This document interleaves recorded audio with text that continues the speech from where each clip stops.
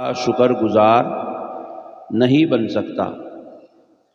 تو اللہ تعالیٰ نے ہم کو کروڑوں نعمتیں دی ہیں، اس میں سب سے بڑی نعمت ہے حضور نبی مکرم صلی اللہ علیہ وآلہ وسلم۔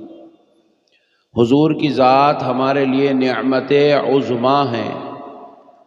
آپ غور کیجئے گا، اللہ چاہتا تو حضور کو جنات میں بھی پیدا کر سکتا تھا، جنات میں سے کسی جن کو اللہ نبی بنا سکتا تھا، فرشتوں میں سے کسی فرشتے کو اللہ نبی بنا سکتا تھا، لیکن اللہ نے نہ نبی کا انتخاب نہ جنات میں سے کیا نہ فرشتوں میں سے کیا، بلکہ اللہ نے نبی کا انتخاب انسانوں میں سے کیا۔ سبحان اللہ، اللہ کا شکر ہے۔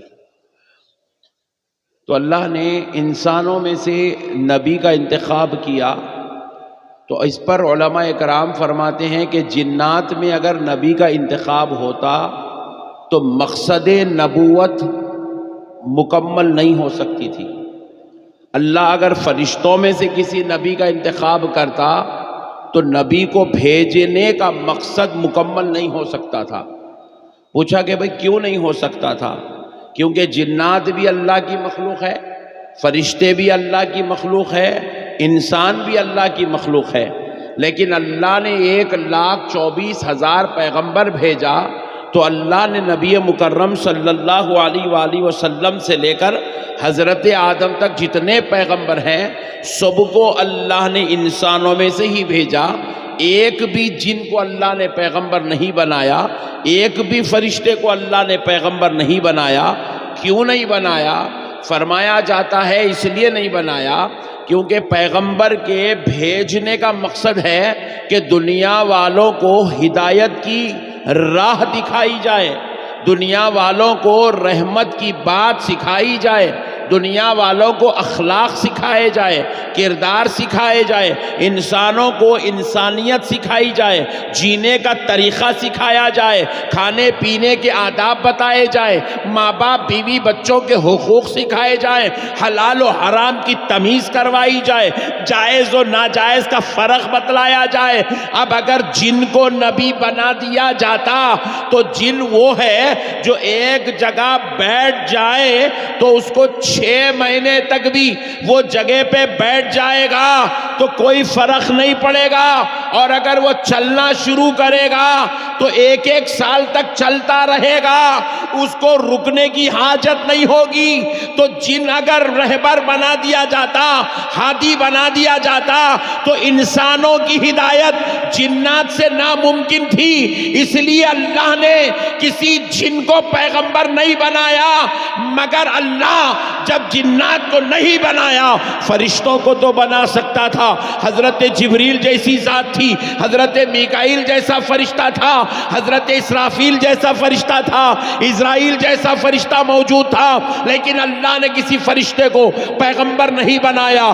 کیوں نہیں بنایا؟ کیونکہ فرشتوں کے نہ کوئی ماں باپ ہے، فرشتوں کی نہ کوئی بیویاں ہیں، فرشتوں کے نہ کوئی بچے ہیں۔ اب دوستو، اگر فرشتوں کو بنا دیا جاتا تو فرشتے کو بیوی ہی نہیں ہے، وہ بیوی کے حقوق ادا کرتا ہی نہیں، تو انسانوں کو پتا کیسے چلتا کہ بیویوں کے حقوق کیسے ادا کرنا ہے؟ فرشتوں کو اولاد ہی نہیں ہے، وہ اولاد کے حقوق ہی ادا نہیں کرتا، تو پتا کیسے چلتا کہ اس کو اولاد کے حقوق کیسے ادا کرنا ہے؟ میرے دوستو، کیونکہ نبی وہ ہے جس سے سیکھا جاتا ہے، سمجھا جاتا ہے، اس لیے اللہ نے کسی پیغمبر میں فرشتوں یا جنات کو نہیں بنایا، بلکہ اللہ نے انسانوں میں سے ایک انسان کامل کو چنا۔ اللہ نے اس محمد عربی کو ساری کائنات کے لیے پیغمبر بنا کر دنیا میں مبعوث فرما دیا۔ حضور تشریف لائے، اب حضور کے پاس بیویاں ہیں، اب حضور اپنی بیویوں سے اخلاق والا رشتہ رکھ رہے ہیں۔ کیوں رکھ رہے ہیں؟ کیونکہ اب حضور ہادی ہے، حضور رہبر ہے، حضور رحمت للعالمین ہے۔ اب حضور کی اخلاق وہ ہے، قیامت تک پوری انسانیت کو اسی اخلاق کے مطابق زندگی گزارنا ہے، اسی کردار کے مطابق زندگی گزارنا ہے، اسی حقوق کے مطابق زندگی گزارنا ہے۔ اب تمہیں کوئی اور آئیڈیل کی ضرورت نہیں ہے۔ الحمدللہ ہم ووٹ کسی کو بھی ڈالیں گے لیکن کسی کو اپنا آئیڈیل نہیں بنائیں گے، کسی کو اپنا ہادی نہیں بنائیں گے، کسی کو اپنا رہبر نہیں بنائیں گے۔ ساری کائنات کے مسلمانوں کا 1400 سال سے لے کر اب تک اور اب سے لے کے قیامت تک صرف ایک رہبر ہے، ایک ہادی ہے، اس کا نام محمد الرسول اللہ ہے صلی اللہ تعالیٰ علیہ کیا وسلم۔ نام ہے ذرا بولیے؟ محمد الرسول اللہ۔ اب حضور دنیا میں تشریف لا رہے ہیں تو اب اللہ تعالیٰ حضور کو عام انسانوں کی طرح نہیں بھیج رہا ہے، اللہ تعالیٰ حضور کو عام انسانوں کی طرح نہیں بھیج رہا ہے، اب انسانوں کی ہدایت کے لیے بھیج رہا ہے، رہبری کے لیے بھیج رہا ہے، رہنمائی کے لیے بھیج رہا ہے، سکھانے کے لیے معلم بنا کر بھیج رہا ہے۔ تو سنو مسلمانوں، اللہ نے حضور کو عام انسانوں جیسا بنا کر پیدا نہیں کیا، بلکہ اللہ نے تو حضور کو اور نبیوں جیسا بھی نہیں بنایا۔ دیگر نبی آئے، کوئی 3 معجزے لے آئے، کوئی 5 معجزے لے آئے، کوئی 4 معجزے لے آئے، کوئی 1 معجزہ لے آیا، کوئی 9 معجزے لے آئے۔ حضور کے علاوہ 1,24,000 پیغمبروں میں جس پیغمبر کو سب سے زیادہ معجزے ملے اس پیغمبر کا نام حضرت موسیٰ ہے۔ کیا ہے؟ حضرت ذرا زور سے بولو، حضرت موسیٰ ہے۔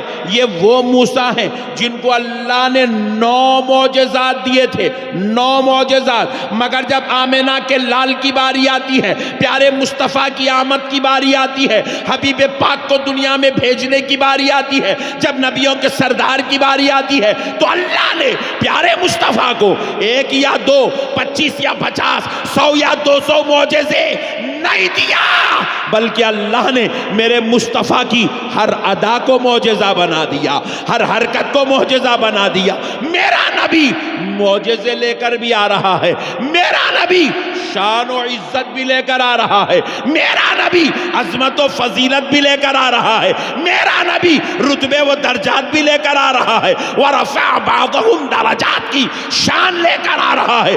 میرا نبی وَيُعَلِّمُهُمُ الْكِتَابَ وَالْحِكْمَةَ کا پیغمبر بن کر آ رہا ہے۔ میرا نبی وَمَا أَرْسَلْنَاكَ إِلَّا رَحْمَةً لِلْعَالَمِينَ کا تاج پہن کر آ رہا ہے۔ میرا نبی وَرَفَعْنَا لَكَ ذِكْرَكَ کی شان لے کر آ رہا ہے۔ میرا نبی وَلَسَوْفَ يُعْطِيكَ رَبُّكَ فَتَرْضَىٰ کا امامہ پہن کر آ رہا ہے۔ میرا نبی كُنتُمْ خَيْرَ أُمَّةٍ کی امت کو سرفرازی کرنے والی، عزت و عظمت کا تاج پہنانے والا، امت کا سردار بن کر آ رہا ہے۔ اتنا سب کچھ ہونے کے باوجود بھی اللہ تعالیٰ نے جب حضور پاک علیہ السلام کو دنیا میں بھیجا، سنو مسلمانوں بہت بڑی بات بتا رہا ہوں، اگر آج کی بات سمجھ جاؤ گے مسلمانوں ذلیل ہونے سے بچ جاؤ گے، مسلمانوں رسوا ہونے سے بچ جاؤ گے، مسلمانوں شرمسار ہونے سے بچ جاؤ گے، مسلمانوں ان کے ٹھوکرے کھانے سے بچ جاؤ گے۔ آج کی بات سمجھ لو، بس زیادہ وقت نہیں لوں گا اور 10 منٹ میں بات ختم کر دوں گا۔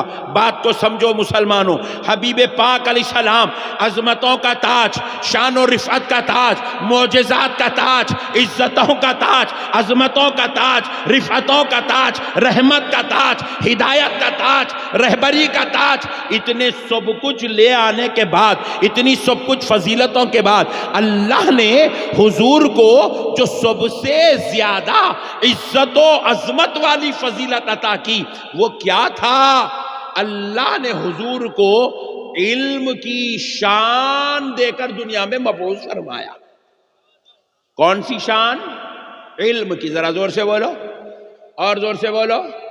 یہ بازو والے بے وقوف ہیں، نالائق، کہتے حضور ان پڑھ ہے۔ ابے جاہل، نبی میں اور ہمارے اس امت میں سب سے بڑا شرف یہ ہے ہم کسی نعوذ باللہ ان پڑھ کا کلمہ نہیں پڑھتے ہیں، ہم اس کا کلمہ پڑھتے ہیں جو پڑھنے والے کا نام محمد ہے، پڑھانے والے کا نام اللہ اکبر ہے۔ اللہ نے رحمان نے پڑھایا، مصطفیٰ جان رحمت نے پڑھا ہے۔ حضور کا استاذ اللہ ہے، اللہ نے حضور کو پڑھایا، اور جب دنیا میں آپ کو بھیجا گیا قرآن کی 6666 آیتیں اتری مسلمانوں. ذرا غور کرو اے مسلمانوں، 6666 آیتوں میں آپ دیکھتے ہیں کہ نماز کا ذکر بھی ہے، روزے کا ذکر بھی ہے، زکوٰۃ کا ذکر بھی ہے، حج کا ذکر بھی ہے، ماں باپ کا ذکر بھی ہے، ماں باپ کی عزت و ادب احترام کا ذکر بھی ہے، بزرگوں کا ذکر بھی ہے، انبیاء کا ذکر بھی ہے، اخلاق کا ذکر بھی ہے، کردار کا ذکر بھی ہے، تجارت کا ذکر بھی ہے، حلال کا ذکر بھی ہے، حرام کا ذکر بھی ہے، جائز و ناجائز کی تمیز قرآن سے سکھائی گئی. سب کچھ قرآن میں ہے. لیکن جب قرآن اتارا گیا تو رب نے پہلے نماز کا ذکر نہیں کیا، پہلے روزے کا ذکر نہیں کیا، پہلے زکوٰۃ کا ذکر نہیں کیا، پہلے حج کا ذکر نہیں کیا، پہلے اپنے ذکر کا ذکر نہیں کیا، پہلے کسی پیغمبر کا ذکر نہیں کیا. اللہ نے جب قرآن اتارا تو سب سے پہلے علم کا ذکر کیا. اے سبحان اللہ. کیا کا ذکر کیا؟ بولو ذرا زور سے بولو. علم کا. جب یہ علم ہوتا ہے اللہ اکبر ہم سرفراز ہوتے ہیں. آج دنیا امام اعظم ابو حنیفہ کو مانتی ہے، تقوی کی وجہ سے نہیں، علم کی وجہ سے. ان کے تقوی کا ذکر بعد میں ہوتا ہے، ان کے علم کا ذکر پہلے ہوتا ہے. آج آپ امام بخاری کو جانتے ہیں کسی بڑے خاندان کے فرد ہونے کی وجہ سے نہیں، دنیا امام بخاری کو جانتی ہے علم کی وجہ سے. سبحان اللہ. زور سے بولو سبحان اللہ. آؤ اللہ نے ولیوں کو بھی دنیا میں بھیجا. ایک ایسی ذات کا ذکر میں کرنے جا رہا ہوں، اللہ نے جن کو ولیوں کا سردار بنایا، جن کو سیدنا شیخ عبد القادر جیلانی، محبوب سبحانی، قطب ربانی، پیر لاسانی، سرکار غوث الاعظم کے نام سے آپ اور ہم جانتے ہیں. سنو مسلمانوں، آپ نے غوث اعظم کی کرامات کو سنا، آپ نے غوث اعظم کے مقامات کو سنا، ان کی رفعتوں کو سنا، ان کی شان کو سنا، ان کے درجات کو سنا. میں پوچھتا ہوں کیا غوث اعظم یوں ہی ولی بن گئے تھے؟ کیا غوث اعظم یوں ہی منصب ولایت پہ فائز ہو گئے تھے؟ کہا نہیں نہیں نہیں نہیں نہیں. حضرت غوث اعظم وہ ہے جو ماں کے پیٹ میں ہے، کرامتوں کا ظہور ہو رہا ہے، ولادت ہو رہی ہے، کرامتوں کا ظہور ہو رہا ہے، پیدا ہو رہے ہیں، روزہ رکھ کے پیدا ہو رہے ہیں. غوث اعظم دنیا میں تشریف لائے، آپ نے اپنی ولایت کو اپنے پیدا ہوتے ہی منوا لیا، مگر پھر بھی اس کے باوجود جب وہ 7 سال کے ہوئے ان کی ماں نے ان کو اپنے سے جدا کر کے عراق روانہ کر دیا. کہا بیٹے عبد القادر اس وقت تک نہیں آنا جب تک تیرا نام اس دور کے علماء کی صف میں نہیں لکھا جائے گا. نعرے تکبیر، نعرے رسالت، مسلک اعلی حضرت فیضان حضور مفتی اعظم ہند، فیضان حضور تاج الشریعہ. سنو مسلمانوں، کون ہے غوث الاعظم؟ آپ جانتے ہیں وہ پیران پیر ہیں، محبوب سبحانی ہیں، قطب ربانی ہیں، پیر لاسانی ہیں. بس اتنا ہی تعارف مت سنو، یہ بھی سن لو غوث الاعظم اس ذات کا نام ہے. جب غوث پاک کے سامنے قرآن کی ایک آیت پیش کی جاتی تو آپ ایک ایک آیت کے 40 تفاسیر بیان فرماتے تھے. 40 تفاسیر. غوث الاعظم کے دور میں غوث الاعظم جیسا کوئی عالم نہیں تھا. کوئی آپ کا مقابلہ علم کے میدان میں نہیں کر سکتا تھا. آج دنیا غوث الاعظم کو جانتی ہے تو ان کے علم کی وجہ سے. میرے پیارے بھائیوں، یہ علم آج اس امت کے پاس سے اٹھ گیا، جس کی وجہ سے آج یہ امت ذلیل و خوار ہو گئی. ہم کو بس ایک ہی کام پہ لگا دیا گیا کہ باپ آٹو چلاتا ہے تو بیٹا بھی آٹو چلائے گا، باپ لاری چلاتا ہے بیٹا بھی لاری چلائے گا، باپ کاروبار ترکاری بیچتا ہے بیٹا بھی ترکاری بیچے گا، باپ میوہ بیچتا ہے بیٹا بھی میوہ بیچے گا، باپ کا پان شاپ ہے بیٹے کا بھی پان شاپ ہوگا. لیکن اے مسلمانوں، آج ہماری ذلت کی یہی سب سے بڑی وجہ ہے. باپ بھی جاہل ہے، بیٹا بھی جاہل ہے، باپ بھی ان پڑھ ہے تو بیٹا بھی ان پڑھ ہے. لیکن آؤ ذرا آپ اپنے ہی قرب و جوار کے لوگوں کو جھانک کر دیکھو، جن کو ہم صبح اٹھ کر گالیاں دیتے ہیں، جن کے گھروں میں بیت الخلا نصیب نہیں ہے، جو کھیتوں میں بیٹھ کر اپنی غلاظت صاف کرتے ہیں، اس قوم کو دیکھو، آج ان کے پاس بڑے بڑے کلیکٹرز نکل رہے ہیں، آج ان کے پاس I P S I S officers نکل رہے ہیں، آج ان کے پاس بڑے بڑے علم والے نکل رہے ہیں، آج ان کے پاس پروفیسرز ہیں۔ جا کر دیکھ لو یونیورسٹیز میں جتنے پروفیسر ہیں سب ان کی کیٹیگری کے ہیں، جتنے بڑے بڑے ججز ہیں سب ان کے پاس کے ہیں، جتنے بڑے بڑے وکلا ہیں ان کے پاس کے ہیں، جتنے بڑے بڑے آفیسرز ہیں سب ان کے پاس ہیں۔ کیوں ہے؟ کیونکہ ان کا باپ کھیتی باڑی کرتا تھا مگر اپنے بچے کو پڑھاتا تھا، ان کا دادا غریب تھا مگر اپنی اولاد کو، اپنی نسلوں کو وہ پڑھانے کا ہنر جانتا تھا، آج وہ پڑھا دیا، ان کی نسلیں کامیاب و کامران سرفراز ہو گئی۔ کل تک وہ ہمارے گھروں میں کام کرتے تھے، آج ہم ان کے گھروں میں کام کر رہے ہیں۔ آج ہم ہاتھ بن کے کھڑے ہیں، سرکار پیسے دے دو، صاحب میری تنخواہ دے دو، صاحب مہینہ ہوگا میرے پیسے دے دو، صاحب میرے پیسے دینا باقی ہے، آپ صاحب میرے کو دیجئے، صاحب میں نوکری کرنا چاہ رہا ہوں، صاحب میرے کو بھیک دیجئے، میں نوکری کرنا چاہ رہا ہوں۔ اللہ اکبر، آج یہ حالت ہو گئی ہے۔